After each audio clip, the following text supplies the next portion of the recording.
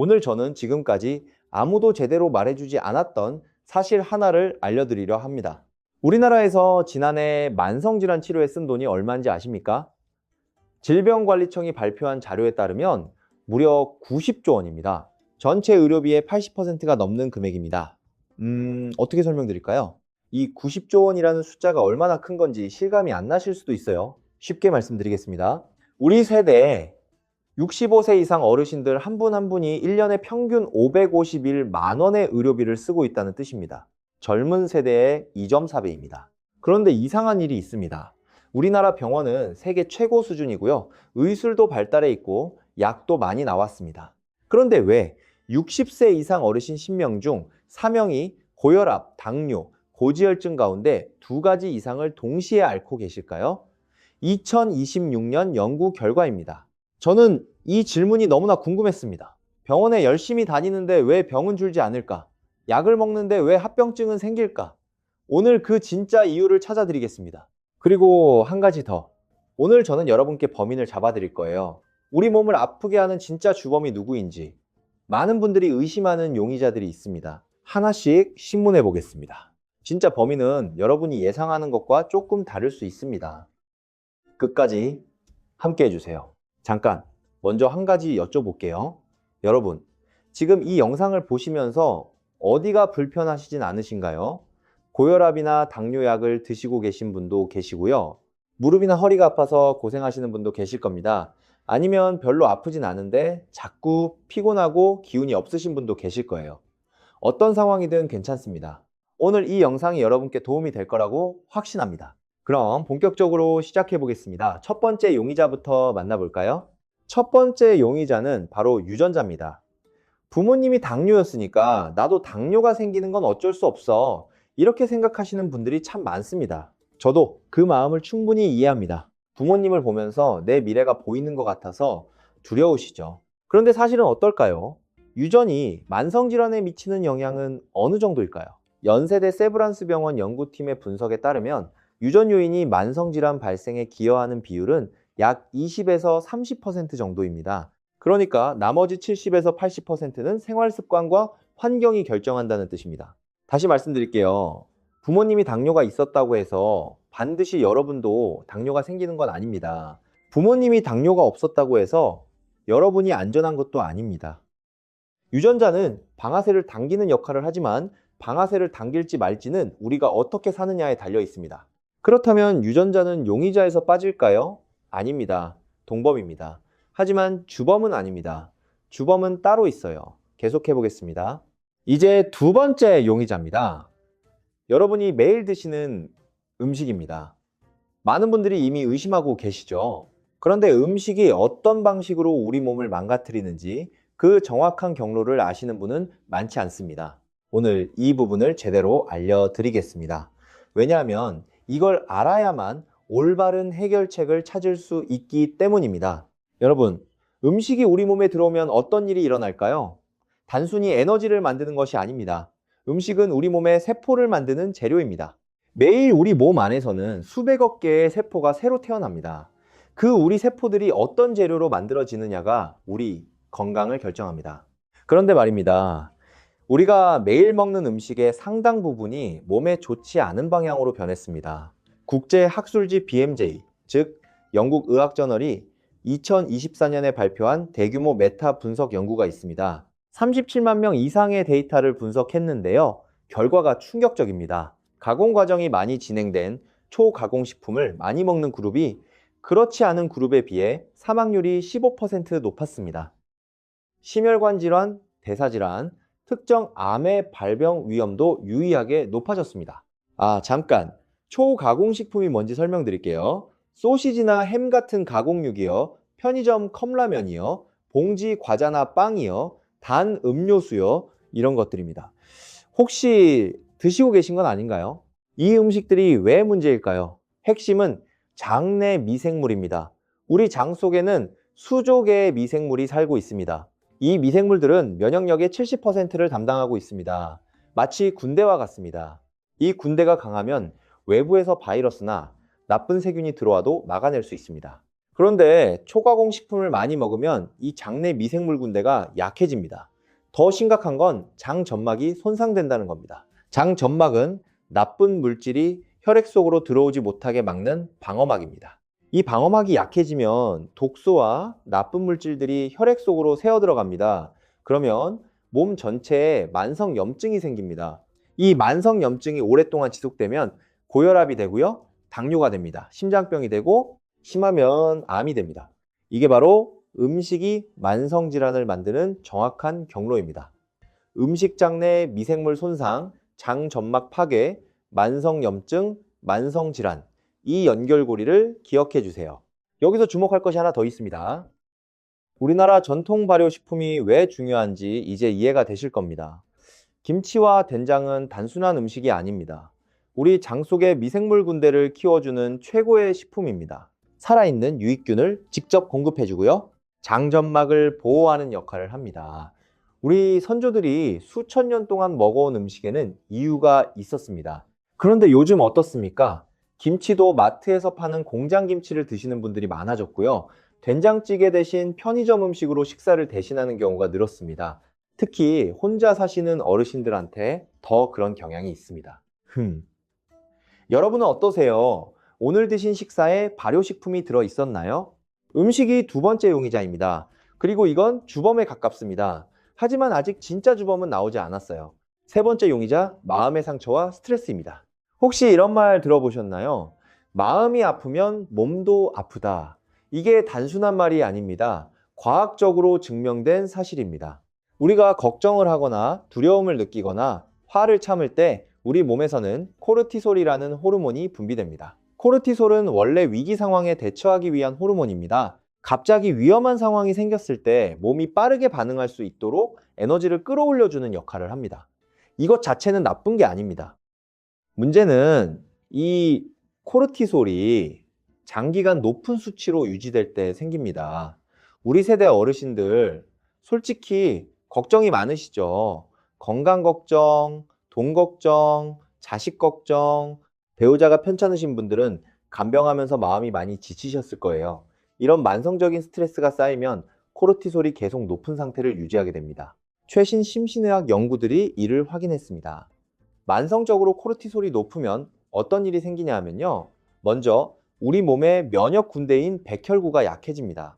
T세포와 B세포라는 면역세포들이 제대로 증식하지 못하고요, 병원균을 직접 잡아먹는 자연살해 세포, 의학적으로 NK세포라고 하는데요, 이 세포의 기능이 크게 떨어집니다. 그러면 우리 몸은 바이러스나 세균을 제대로 막지 못하고요, 더 심각하게는 암세포가 생겨도 초기에 제거하지 못하는 상황이 만들어집니다. 자, 이해가 되시죠? 마음이 힘든 게 단순히 기분 문제가 아니라는 겁니다. 마음의 고통이 직접적으로 면역력을 파괴합니다. 그런데 좋은 소식이 있습니다. 독일에서 진행된 한 연구인데요, 6개월 동안 꾸준히 명상을 한 참가자들의 코르티솔 수치가 평균 25% 감소했습니다. 이건 약을 먹은 게 아닙니다. 마음을 다스리는 것만으로 스트레스 호르몬이 줄어들었다는 겁니다. 저는 명상 같은 거 잘 모르는데요, 이렇게 생각하시는 분들도 계시죠? 어렵게 생각하지 마세요. 조용히 앉아서 5분간 천천히 숨을 쉬는 것도 명상입니다. 아침에 일어나서 오늘 감사한 것 3가지를 떠올리는 것도 됩니다. 손주 사진을 보면서 미소 짓는 것도 코르티솔을 낮추는 데 도움이 됩니다. 그렇지만 스트레스만으로는 아직 진짜 주범이 아닙니다. 네 번째 용의자를 만나봐야 합니다. 네 번째 용의자는 바로 수면입니다. 나이 들면 잠이 없어지는 거 아닌가요? 이렇게 말씀하시는 분들 많습니다. 그런데 이건 사실이 아닙니다. 이 생각 자체가 잘못된 겁니다. 영국에서 1만 명을 20년 동안 추적한 연구가 있습니다. 2007년에 발표된 이 연구에서 만성적으로 수면이 부족한 사람들의 사망률이 그렇지 않은 사람보다 2배 높았습니다. 2배입니다. 단지 잠을 충분히 못 잔다는 이유로 왜 그럴까요? 수면 중에 무슨 일이 일어나는지 설명드릴게요. 우리가 자는 동안 뇌와 몸의 장기들은 낮 동안 쌓인 피로를 회복하고 손상된 세포를 고칩니다. 더 중요한 것은 면역세포들이 왕성하게 활동하면서 바이러스나 세균, 그리고 이상한 세포들을 청소한다는 겁니다. 잠을 제대로 자지 못하면 어떻게 될까요? 교감신경이 과도하게 활성화됩니다. 혈관이 수축하면서 혈압이 올라갑니다. 인슐린 저항성이 생기면서 혈당 조절이 어려워집니다. 그래서 수면 부족이 지속되면 고혈압과 당뇨의 위험이 동시에 높아지는 겁니다. 한 가지 더 중요한 것이 있어요. 아까 말씀드린 스트레스 호르몬 코르티솔이 수면 부족일 때도 높아집니다. 악순환입니다. 잠을 못 자면 코르티솔이 올라가고 코르티솔이 높으면 또 잠이 안 오고 이 악순환이 계속되면 몸이 빠르게 망가집니다. 여러분, 지금 몇 시간 주무시고 계세요? 7시간이 안 되신다면 이것부터 바꾸셔야 합니다. 수면도 중요한 용의자입니다. 그런데 이 모든 용의자들을 다 합쳐도 진짜 주범은 따로 있습니다. 자, 이제 그 진짜 주범을 공개할 시간이 됐습니다. 여러분, 지금까지 4가지 용의자를 만났습니다. 유전자, 음식, 스트레스, 수면 부족, 이것들 모두 범인이 맞습니다. 하지만 이 4가지의 공통점이 있습니다. 모두 한 가지 결과를 만들어냅니다. 그게 뭘까요? 바로 독소의 축적입니다. 우리 몸 안에 독소가 쌓이는 겁니다. 음식으로 들어온 독소, 환경에서 흡수한 독소, 스트레스가 만들어낸 독소, 수면 부족으로 청소되지 못한 독소, 이 독소들이 쌓이는 게 진짜 주범입니다. 서울아산병원 내과연구팀의 연구에 따르면 우리 몸에 독소가 쌓이는 데는 단계가 있습니다. 첫 번째 단계는 피로감입니다. 이유 없이 늘 피곤하신 분들, 지금 독소 1단계에 들어와 계신 겁니다. 두 번째 단계는 통증입니다. 여기저기 관절이 아프고 머리가 자주 아프신 분들. 세 번째 단계는 기능 저하입니다. 소화가 잘 안 되고 혈압이 올라가기 시작합니다. 네 번째 단계는 만성질환이 진단됩니다. 고혈압, 당뇨, 고지혈증. 다섯 번째 단계가 가장 심각한데요. 암이나 심혈관 질환이 발생하는 단계입니다. 여러분은 지금 몇 단계에 계신가요? 중요한 것은 어느 단계에 있든 되돌아올 수 있다는 겁니다. 우리 몸에는 스스로 치유하는 능력이 있기 때문입니다. 단, 그 능력이 제대로 작동할 수 있도록 도와줘야 합니다. 이제 범인을 잡는 방법을 알려드릴 시간입니다. 크게 3가지입니다. 자, 이제 조금 더 깊이 들어가 보겠습니다. 오늘 우리가 이야기한 내용들을 실제 생활에서 어떻게 적용하실 수 있는지 더 자세히 알려드리겠습니다. 여러분, 혹시 이런 경험이 있으신가요? 건강 정보를 들을 때마다 좋은 말이네 하고 고개를 끄덕이시는데 막상 실천하려면 어디서부터 시작해야 할지 막막하신 경험요. 저도 그런 분들이 계신다는 걸 잘 알고 있습니다. 그래서 오늘은 구체적으로 어떻게 하시면 되는지 하루 일과표 형식으로 알려드리겠습니다. 아침에 일어나시면 이렇게 해보세요. 아침에 눈을 뜨셨을 때 바로 스마트폰을 보지 마세요. 먼저 창문을 살짝 열고 신선한 공기를 들이마시세요. 그리고 천천히 자리에서 일어나시면서 오늘도 눈을 뜰 수 있어서 감사하다 이런 생각 하나만 하세요. 이게 아침 코르티솔을 낮추는 데 도움이 됩니다. 아침 식사는 어떻게 하시는 게 좋을까요? 가장 중요한 것은 드시는 순서입니다. 채소를 먼저 드세요. 김치 한두 젓가락을 먼저 드시고요. 그 다음에 된장국이나 국물을 드세요. 마지막에 밥과 반찬을 드세요. 이 순서만 바꿔도 식후 혈당이 훨씬 안정적으로 됩니다. 서울대학교병원 내분비내과에서 발표한 연구에 따르면 채소를 먼저 먹을 경우 같은 음식을 드셔도 혈당이 최대 37% 낮게 올라간다고 합니다. 아침을 드신 후 가능하면 10분에서 15분 정도 집 주변을 걸으세요. 날씨가 안 좋은 날은 집 안에서 제자리 걷기라도 하세요.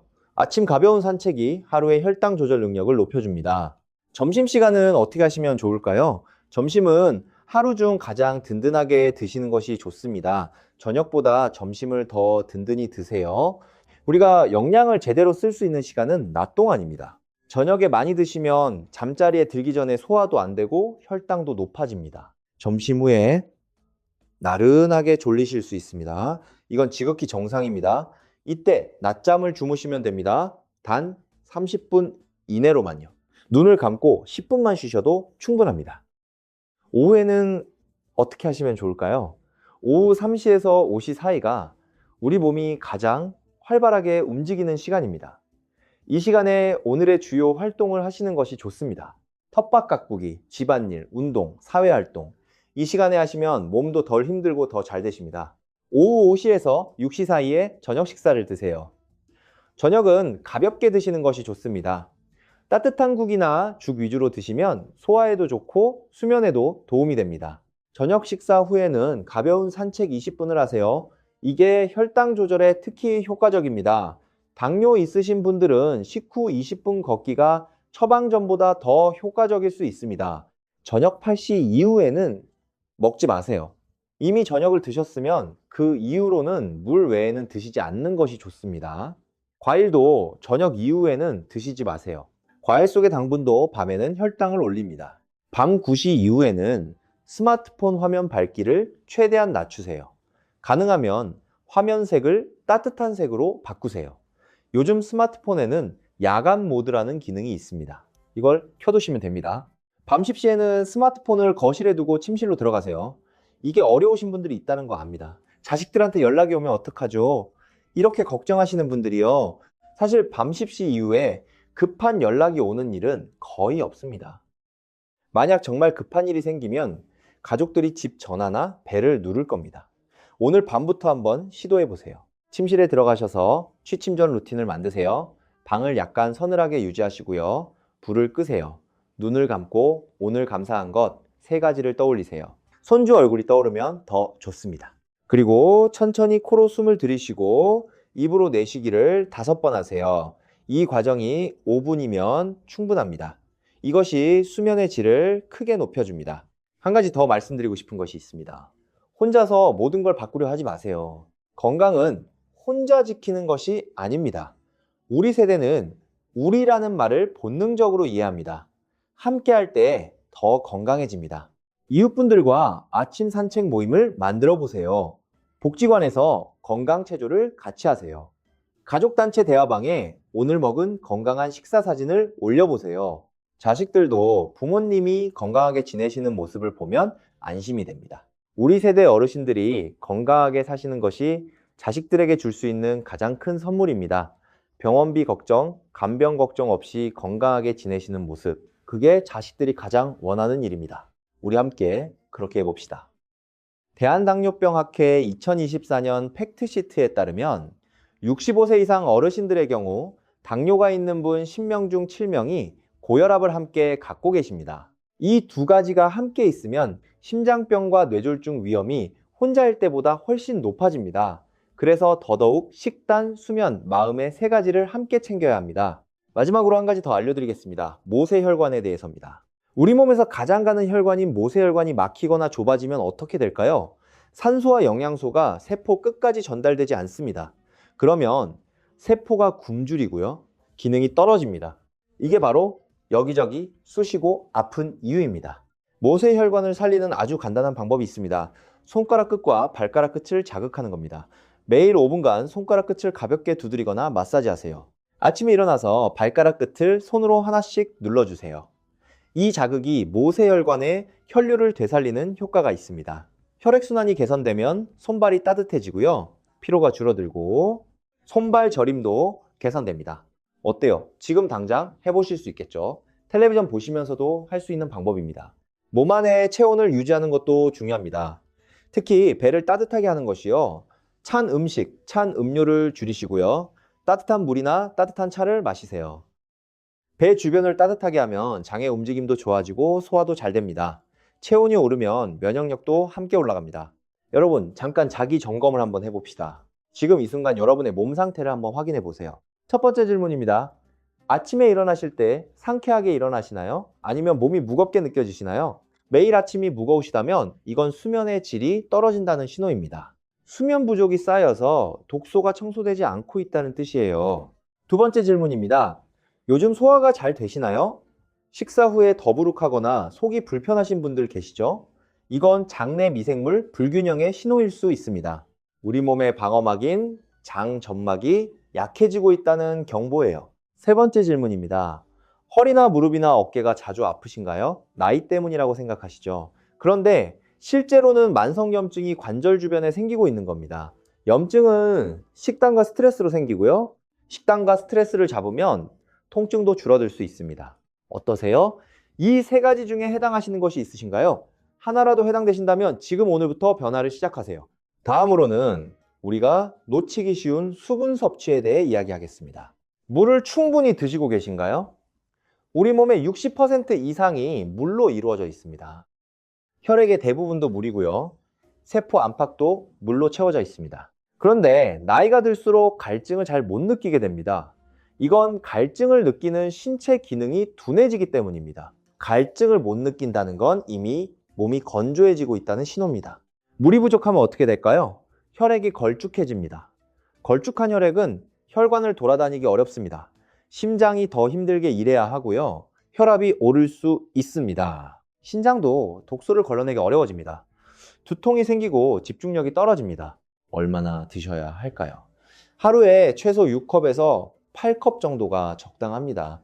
한 컵이 200ml라면 하루에 1.2리터에서 1.6리터 정도입니다. 어떻게 드시면 좋을까요? 아침에 일어나자마자 따뜻한 물 한 컵을 드세요. 이게 장을 깨워주고 하루를 시작하는 데 도움이 됩니다. 식사 30분 전에 물 한 컵을 드시면 과식도 막을 수 있고 소화도 도움이 됩니다. 단, 식사 중에 물을 너무 많이 드시면 소화액이 희석되므로 식사 중에는 조금만 드세요. 차가운 물보다는 미지근하거나 따뜻한 물이 좋습니다. 냉장고에서 바로 꺼낸 차가운 물은 위장을 차게 해서 소화에 방해가 됩니다. 따뜻한 물이나 녹차, 결명자차를 드시는 것도 좋습니다. 이제 이야기를 조금 더 이어가겠습니다. 우리 세대 어르신들이 특히 주의하셔야 할 점이 있습니다. 바로 약물과 음식의 관계입니다. 많은 분들이 여러 가지 약을 드시고 계십니다. 고혈압약, 당뇨약, 관절약, 수면 보조제. 이 약들이 효과를 내려면 우리 몸의 상태가 뒷받침이 돼야 합니다. 예를 들어 혈압약을 드셔도 소금을 많이 드시면 약 효과가 반감됩니다. 당뇨약을 드셔도 잠을 못 주무시면 혈당 조절이 어렵습니다. 약은 도구입니다. 중요한 도구이지만 그 도구가 제대로 작동하려면 생활 습관이라는 토대가 함께해야 합니다. 오늘 말씀드린 식단, 수면, 스트레스 관리가 바로 그 토대입니다. 그리고 중요한 말씀을 드립니다. 오늘 영상은 정보를 드리는 것이지 의학적 처방이 아닙니다.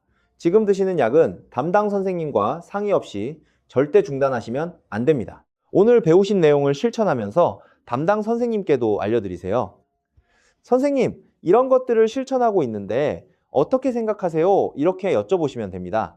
건강은 의사와 우리가 함께 만들어가는 겁니다. 우리 세대 어르신들이 겪어오신 이야기를 들으면 정말 존경스럽습니다. 6.25 전쟁의 어려움을 극복하고요. 보리밥으로 끼니를 때우던 시절을 이겨내고요. 자식들 공부시키고 결혼시키느라 본인 건강은 뒤로 미루셨습니다. 이제는 여러분 차례입니다. 자식들한테 걱정 끼치지 않으려고 참고 넘기시는 분들도 계시죠. 아프면 자식들한테 연락하기가 미안하셔서요. 그런데 여러분이 건강하게 지내시는 것 자체가 자식들에게 최고의 선물입니다. 우리 함께 오늘부터 시작합시다. 어렵지 않습니다. 발효식품 한 숟가락, 잠자리에 들기 전 스마트폰 끄기, 아침 10분 산책, 이것부터 시작하세요. 자, 이번에는 많은 분들이 궁금해 하시는 것들에 대해 몇 가지 더 이야기해 드리겠습니다. 자주 받는 질문들이 있습니다. 간헐적 단식이 위에 나쁘지 않나요? 이렇게 물으시는 분들이 있습니다. 우리 몸이 음식을 먹지 않는 동안에는 실제로 위가 쉬게 됩니다. 계속 음식이 들어오면 위산이 계속 분비되고 위 근육이 계속 움직여야 합니다. 그런데 공복 시간이 생기면 위가 회복되는 시간을 갖습니다. 위궤양이나 위염이 있으신 분들은 오히려 공복 시간을 적절히 주는 것이 도움이 될 수 있습니다. 단, 위산 역류가 심하신 분들은 완전한 공복보다는 가벼운 식사를 규칙적으로 드시는 것이 더 나을 수 있습니다. 이 부분은 개인 상황이 다르니 꼭 담당 선생님과 상의해 주세요. 또 많이 물어보시는 것이 있습니다. 된장이 나트륨이 많다는데 고혈압 있어도 먹어도 되나요? 좋은 질문입니다. 된장에는 나트륨이 들어있는 건 사실입니다. 그런데 우리나라 전통 된장에는 나트륨 외에도 혈압을 낮추는 데 도움이 되는 성분들이 있습니다. 특히 대두 단백질의 일종인 이소플라본은 혈압을 낮추고 심혈관 건강에 도움이 된다는 연구들이 있습니다. 연세대 세브란스 병원 심장내과 연구팀의 연구에서도 발효대두 식품이 심혈관 건강에 긍정적인 영향을 준다는 결과가 나왔습니다. 단, 된장국을 드실 때 국물을 다 드시지 않고 건더기 위주로 드시면 나트륨 섭취를 줄이면서 된장의 이점은 취할 수 있습니다. 이제 정말 중요한 이야기를 하나 더 드리겠습니다. 혈액순환과 체온의 관계입니다. 우리 몸 안에서 혈액은 산소와 영양소를 모든 세포에 전달합니다. 동시에 세포에서 생긴 노폐물을 수거해서 신장과 폐를 통해 내보냅니다. 혈액순환이 잘 되면 세포가 건강하게 살 수 있고요. 혈액순환이 나빠지면 세포가 서서히 기능을 잃기 시작합니다. 혈액순환을 방해하는 요인 중 하나가 체온 저하입니다. 특히 복부 체온이 낮아지면 장의 혈류가 감소하고요. 소화 기능이 떨어집니다. 면역세포의 활동도 줄어듭니다. 이를 개선하는 실천법이 있습니다. 첫째, 따뜻한 음료를 자주 드세요. 냉장고에서 바로 꺼낸 차가운 물이나 음료보다는 실온이나 따뜻하게 데운 것을 드세요. 녹차, 결명자차, 따뜻한 보리차 모두 좋습니다. 둘째, 복부를 따뜻하게 유지하세요. 외출하실 때 배를 보온해주는 조끼나 허리 보온대를 활용하세요. 특히 가을과 겨울에 복부가 차가워지지 않도록 신경 쓰세요. 배가 따뜻하면 몸 전체가 따뜻해집니다. 셋째, 모세의 혈관을 자극하세요. 아까 말씀드린 손발 끝 마사지입니다. 특히 발을 따뜻하게 하는 것이 중요합니다. 잠자리에 들기 전 따뜻한 물에 발을 담그거나 두꺼운 양말을 신으세요. 발이 따뜻하면 숙면에도 도움이 됩니다. 이 세 가지를 꾸준히 하시면 2주에서 3주 사이에 손발이 더 따뜻해지고 소화가 편해지고 피로가 줄어드는 것을 느끼실 겁니다. 여러분, 지금까지 많은 이야기를 드렸습니다. 사실 오늘 드린 정보들이 새로운 것들이 아닙니다. 우리가 살면서 어디선가 들어보셨을 이야기들입니다. 그런데 오늘 새롭게 보여드린 것이 있다면 이 모든 것들이 연결되어 있다는 겁니다. 음식이 장을 바꾸고 장이 면역력을 만들고 면역력이 모든 만성질환을 막는다. 수면이 세포를 재생하고 재생된 세포가 몸을 건강하게 유지한다. 마음이 코르티솔을 만들고 코르티솔이 면역력을 죽인다. 이 세 가지가 하나로 연결되어 있습니다.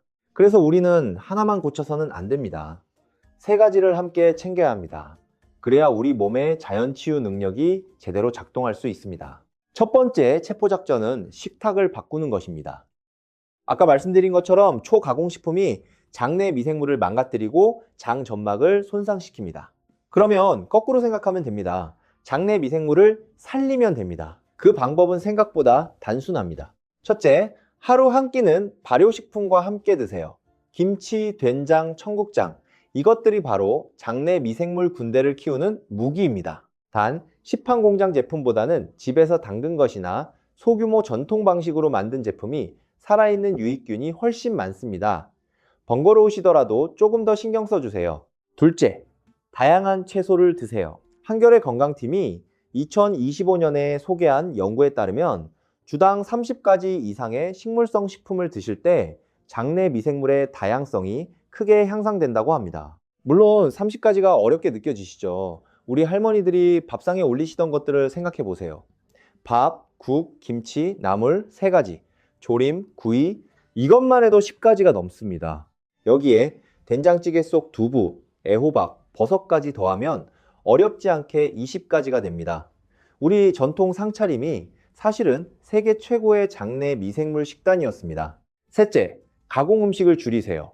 완전히 끊지 않으셔도 됩니다. 처음부터 완벽할 필요 없어요. 지금보다 조금만 줄이면 됩니다. 예를 들어 라면 드실 때 라면 국물을 반만 드세요. 과자 드실 때 봉지를 다 드시지 말고 절반만 드세요. 작은 변화가 쌓이면 큰 차이가 됩니다. 그리고 한 가지 추가로요. 이건 많은 분들이 모르시는 건데요. 항생제를 복용하신 경험이 있으시죠? 항생제 한 번 복용만으로도 장내 미생물의 다양성이 순도 30에서 50% 감소한다는 연구 결과가 있습니다. 어마어마하죠. 그러니 항생제 복용 후에는 반드시 발효식품 섭취를 늘려서 장내 미생물을 회복시켜 주셔야 합니다. 16대8 간헐적 단식도 말씀드리겠습니다. 이건 무조건 굶는 게 아닙니다. 예를 들어 오전 8시에 아침을 드시고 오후 4시에 저녁을 드신 후 그 이후로는 드시지 않는 방식입니다. 또는 정오에 첫 식사를 하고 저녁 8시에 마지막 식사를 하는 방식도 있습니다. 16시간 동안 음식을 드시지 않으면 우리 몸이 스스로 손상된 세포를 청소하고 재생하는 작업을 합니다.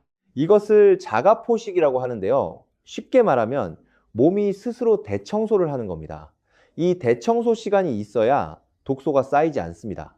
다만 주의사항입니다. 당뇨 약을 드시는 분들은 반드시 담당 선생님과 상담 후에 시작하세요. 혈당이 갑자기 떨어질 수 있기 때문입니다. 자, 식탁을 바꾸는 것이 첫 번째 체포작전이었습니다. 두 번째 체포작전은 수면을 지키는 것입니다. 많은 분들이 잠이 안 와서요, 이렇게 말씀하십니다. 그런데 잠이 안 오는 이유가 뭔지 생각해 보셨나요? 가장 흔한 이유 세 가지입니다. 첫째는 밤늦게 스마트폰이나 텔레비전을 보시기 때문입니다. 화면에서 나오는 블루라이트라는 빛이 수면 호르몬인 멜라토닌 분비를 방해합니다. 해결책은 잠드시기 1시간 전부터 스마트폰과 텔레비전을 꺼주세요. 대신 가벼운 책을 읽으시거나 스트레칭을 하세요. 둘째는 낮에 너무 오래 주무시기 때문입니다. 낮잠은 30분 이내로만 주무세요. 낮잠을 2시간, 3시간 주무시면 밤에 주무시기가 어려워집니다. 셋째는 생각이 너무 많으셔서입니다. 자려고 누웠는데 여러 가지 걱정들이 머릿속에서 빙빙 도는 거예요. 이럴 때 도움이 되는 방법이 있습니다. 취침 전에 오늘 있었던 일 중 감사한 것 3가지를 종이에 적어보세요. 아주 작은 것도 괜찮습니다. 오늘 날씨가 좋았다. 맛있는 점심을 먹었다. 손주가 전화했다. 이런 것들도요. 이 작업이 뇌를 걱정 모드에서 감사 모드로 전환해 주기 때문에 훨씬 잘 주무실 수 있습니다. 수면 목표는 7시간입니다. 밤 11시 이전에 주무시는 것이 특히 중요합니다. 왜냐하면 밤 11시에서 새벽 3시 사이에 성장 호르몬과 세포 재생이 가장 왕성하게 일어나기 때문입니다. 이 시간에 주무셔야 몸이 제대로 회복됩니다. 어떠세요? 7시간 밤 11시 전 취침. 이게 어렵게 느껴지시나요? 한번 2주만 도전해 보세요. 몸이 달라지는 걸 느끼실 겁니다. 세 번째이자 마지막 체포 작전입니다. 스트레스를 다스리는 것입니다. 아까 코르티솔 이야기를 드렸죠. 6개월 명상으로 코르티솔이 25% 줄었다고요. 명상이 어려우시면 이렇게 해보세요. 지금 당장 해보실 수 있는 방법입니다.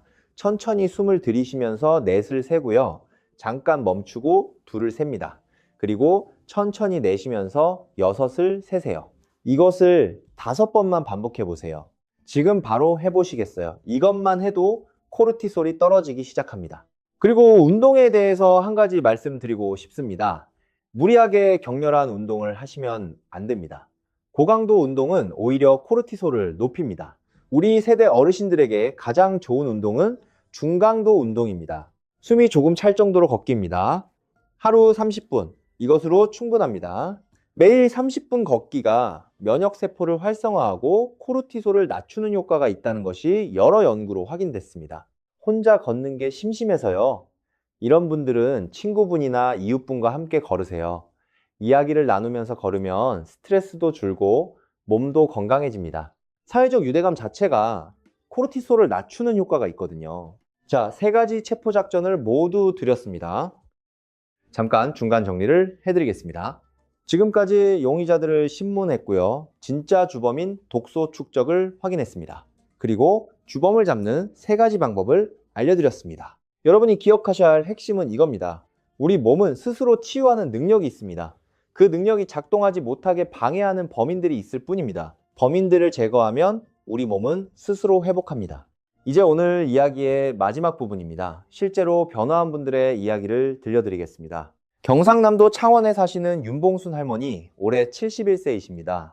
남편분이 5년 전에 뇌졸중으로 쓰러지신 후 혼자 간병을 해오셨습니다. 간병하면서 얼마나 힘드셨겠어요. 식사도 제대로 못 드시고 잠도 못 주무시고 걱정은 끝이 없으시고 그러다 보니 할머니 본인도 혈압이 160까지 올라가고요. 무릎이 너무 아파서 걸어다니기도 힘드셨습니다. 그런데 할머니가 바꾸신 게 딱 3가지입니다. 아침마다 된장국을 꼭 드시기 시작하셨고요. 밤 10시 반에는 텔레비전을 끄고 주무시기 시작하셨습니다. 그리고 아침 7시에 동네 복지관까지 왕복 20분 걸어서 다니기 시작하셨습니다. 6개월이 지났을 때 혈압이 138로 내려왔습니다. 무릎 통증도 많이 줄었고요. 자식들한테 짐이 되기 싫어서 시작했는데 이제는 내가 건강해지는 게 즐거워요. 이렇게 말씀하셨습니다. 대구에 사시는 허재철 할아버지 68세이십니다. 퇴직 후 무기력증이 심했습니다. 매일 9시간씩 주무셨는데도 늘 피곤하셨어요. 당뇨 진단을 받고 1년이 됐는데 혈당이 잘 잡히지 않으셨습니다. 할아버지가 바꾸신 건 식사 시간입니다. 아침은 꼭 드시고요. 저녁은 오후 6시 이전에 드시고 그 이후로는 드시지 않기 시작했습니다. 16시간 공복이 시작된 겁니다. 거기에 저녁 식사 후 20분간 걷기를 더하셨습니다. 3개월 후 공복 혈당이 187에서 142로 내려왔습니다.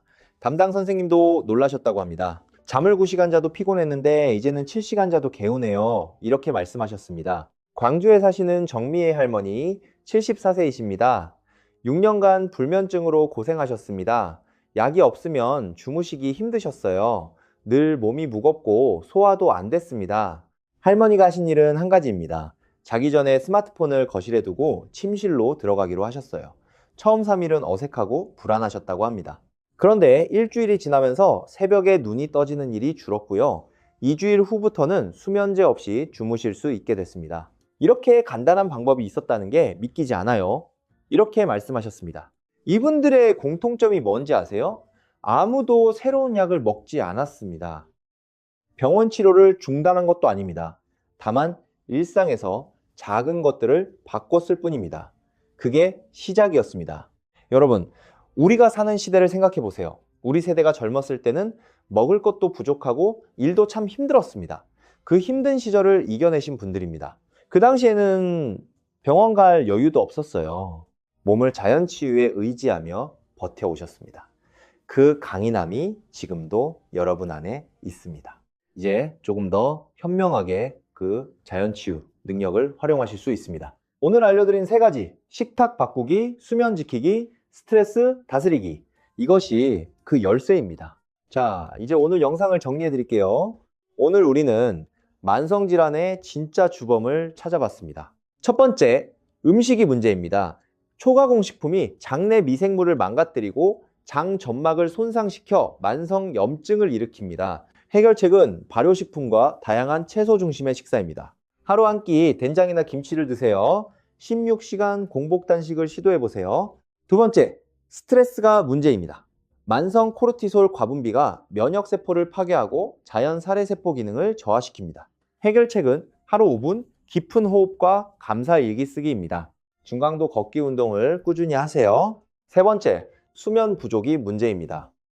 충분한 수면 없이는 세포 재생이 이루어지지 않고 독소가 청소되지 않습니다.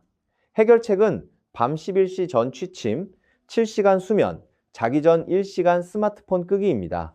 이 3가지만 기억해 주세요. 식탁, 수면, 마음, 이 3가지가 우리 몸의 자연치유 능력을 되살리는 열쇠입니다. 오늘 영상이 여러분과 소중한 가족분들께 도움이 됐으면 합니다. 특히 만성질환으로 고생하시는 분이 주변에 계신다면 오늘 이 영상을 한번 같이 보시는 건 어떨까요? 혼자 아는 것보다 함께 알고 함께 실천할 때 훨씬 더 오래 건강하게 지내실 수 있습니다. 오늘 영상이 마음에 드셨다면 좋아요와 구독 부탁드립니다. 여러분의 응원이 더 좋은 건강 정보를 찾아오게 하는 힘이 됩니다. 댓글에 오늘부터 도전해 보실 것 하나를 적어주세요. 여러분의 실천 이야기가 다른 분들에게도 큰 힘이 됩니다. 우리 함께 건강하게 오래오래 손주들 곁에 있어 줍시다. 만성질환의 진짜 주범을 잡고 우리 몸의 자연치유 능력을 되살려서 병원 갈 일이 줄고 약 먹을 일이 줄어드는 그날까지 우리 지식한상이 함께 하겠습니다. 오늘도 시청해 주셔서 진심으로 감사드립니다. 앞으로도 여러분의 건강을 위한 정보로 찾아오겠습니다.